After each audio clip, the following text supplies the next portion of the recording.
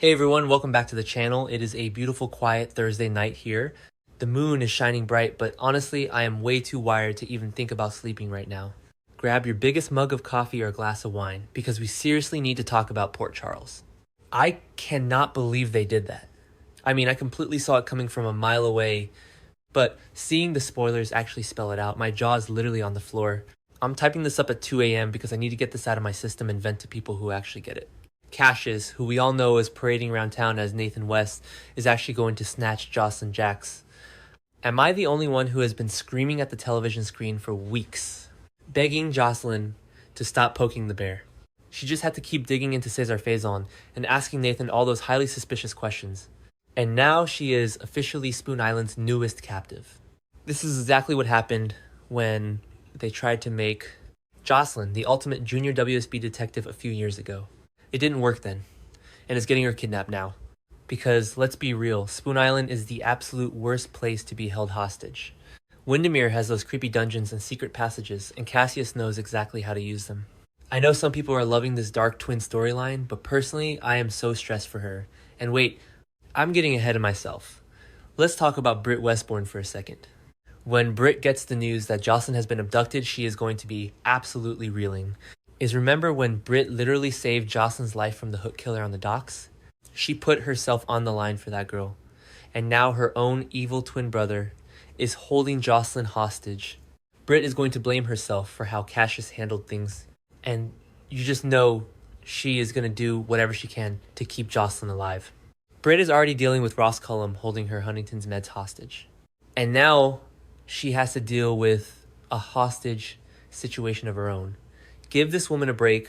Speaking of the absolute mess happening at Windermere, can we talk about Lucas Jones? Ava Jerome and Jen Sidwell are going to walk in and find Pascal literally threatening Lucas. I'm sorry, but Lucas is in way over his head.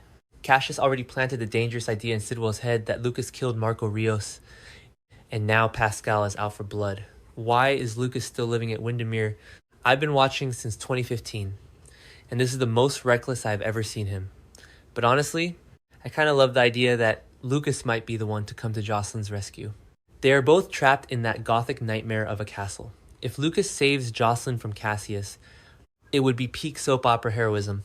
But he's going to find himself in grave danger doing it. I am terrified for him. Okay, back to the point. We need to talk about the absolute soapy chaos exploding at Carly's house. Jack Brennan finally catches her. He makes the troubling discovery and he's going to be so furious. And honestly, he has every right to be. Carly actually admits that the new man in her life is none other than Valentin Cassadine. The Valentin Cassadine. The fugitive WSB target that Brennan has been hunting for months. I am just picturing the screaming match right now. Carly thought she could juggle the head of the WSB and a Cassadine in her attic. Did she really think there weren't going to be any consequences? Brennan is going to lose his mind, and the fallout is going to be spectacular. And you know what makes it even crazier? When Josslyn goes missing, some major alarm bells are going to go off for Carly. And who is she going to point the finger at? Brennan? Because of course she is. Carly is on the verge of making a massive announcement. And I bet you anything she is going to publicly accuse Brennan of taking her daughter as revenge for the Valentin betrayal. She is going to completely ignore the fact that Josslyn was investigating Faison and that Cassius is the real culprit. Carly's logic is always so flawed when she's in full-on mama bear mode. But I am absolutely here for the drama it's going to cause. So amidst all this chaos at the house, Valentin actually manages to avoid capture. Typical Valentin, the man is like a ghost.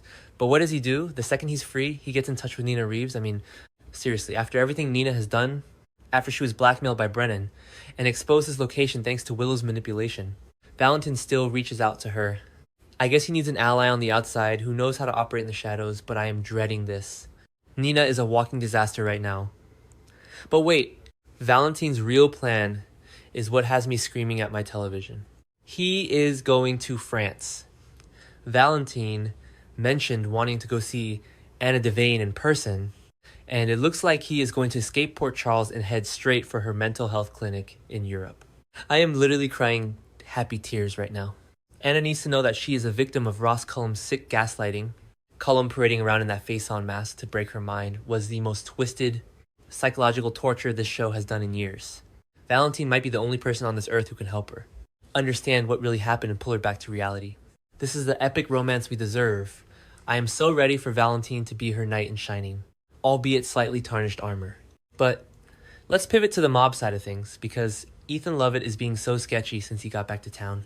He has some major intel to pass along to Sonny Corinthos about Sidwell. But Ethan is hiding his trail and keeping a tight lid on his real reasons for returning to Port Charles. And then he spots Rick Lansing with Ava Jerome. I knew Rick couldn't be trusted. Rick is going to be put to the ultimate test. And Ethan is definitely not going to trust him now that he's seen him cozying up to Ava.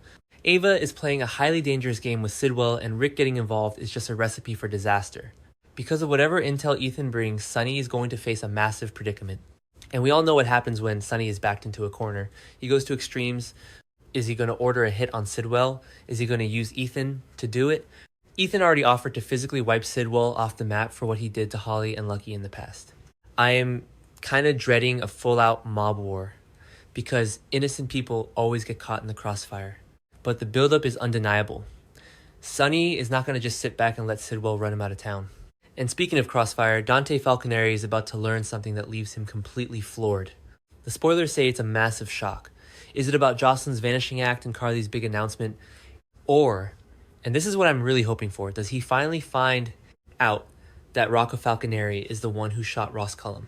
If Dante finds out his own teenage son pulled the trigger to save Jason and Britt, he's going to lose it. Dante has been investigating this Marco Rios and Cullum mess for weeks, and the truth is staring him right in the face. Meanwhile, Nathan, aka Cassius, is once again pushing Lulu Spencer to see things his way. He wants to send Rocco out of town. He's manipulating her, playing on her maternal fears, trying to get the kid out of the way before Cullum or Dante can get to him. But it might be too late if Dante is already in the loop on the big secret. I am so frustrated with Lulu right now. How does she not see that this man is not her dead husband? He is Faison's evil twin. Wake up, Lulu, you are literally sleeping with the enemy. Okay, let's talk about the Quartermain and Kane drama because I am livid. Willow Kane is holding out hope that Jack Brennan will come through with leverage against Drew Kane. She's literally running out of time because Elizabeth Baldwin is pushing to get Drew communication tools. Liz is seeking a favor from Laura Collins, probably to get the medical or legal authority to help Drew speak despite his paralysis. If Drew blinks out the truth that Willow shot him and paralyzed him, Willow's entire life is over. Her congressional seat, her freedom, everything. And yet she still thinks her plan is the best option. She is so self-righteous and hypocritical, I can't stand it. But, who is matching her petty energy? Michael Corinthos. During the week of May 11 to 15, Michael is moving forward with a plan of his own. Get this, he wants to shove Willow and Harrison Chase toward having an affair. He wants to create circumstances to bring them closer. I am screaming. This is the most unhinged, brilliant, classic soap opera revenge plot ever. Michael knows Willow is vulnerable, he knows Chase has history with her, and he's going to use it to destroy her completely. I know some people are hating Michael right now and think he's going too far, but I am living for this villain era. And the saddest part of Michael's plot, Brooke, Lynn, Quartermain, and Chase are literally right in the middle of discussing the possibility of adopting baby Phoebe if no one claims her. They are trying to build a family. Brooke Lynn is already a nervous wreck covering up that Route 91 car crash that injured Jordan. And now Michael's going to throw Willow into her marriage as a wrecking ball. Chase is so oblivious to everything around him. If he falls for Willow's manipulation again, I am going to throw my remote at the TV. They just got conditionally approved to be foster parents. And Michael is about to blow it all up just to get back at his ex-wife. Seriously, these next 2 weeks are going to be an absolute roller coaster. Between Josslyn trapped on Spoon Island at the mercy of Cassius, Valentin rushing to France to save Anna's sanity, Carly going to war with Brennan in her living room, and Michael trying to ruin Willow's life by throwing Chase at her. I don't know how my heart is going to take it. We are in for some jaw-dropping moments, and I cannot wait to see how this all explodes. Let me know in the comments if you guys think Lucas will actually save Josslyn or if Valentin will get to Anna in time. I need to know. I'm not the only one losing my mind over this.